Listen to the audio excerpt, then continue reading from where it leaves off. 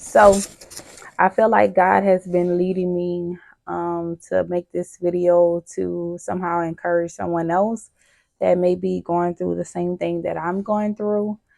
And this is sometimes out of my element, but I feel like in my spirit that someone needs to hear this. So I feel like most of the time, or some of the times, I'm not qualified for the position due to my past.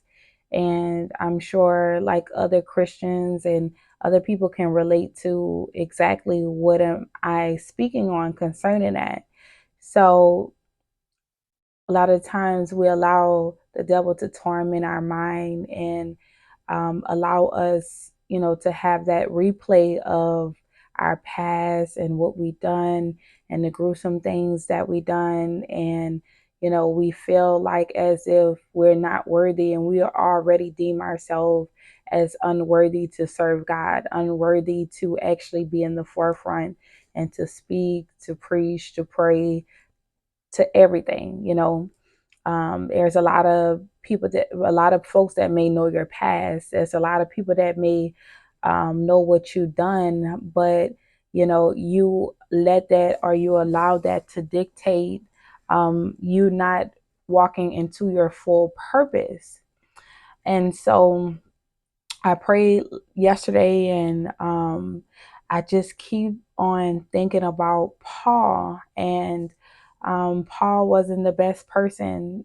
He wasn't. In fact, he was, a prosecutor of, God's children. A lot of people may back then may not have seen him as qualified enough to be one of God's servants, to be one of God's preachers. And he became one of the most influential people that we know now that's written in the Bible. And I see a lot of the times that God used people that was the guttiest of the guttiest people. They did things that just was wrong, and they did things, in their past that you wouldn't expect. Like, as far as me, I know if I was living in Paul days, I can understand why people were, scared of him. I can understand why they were a bit skeptical of him, because they didn't understand why would God use this person, of all people.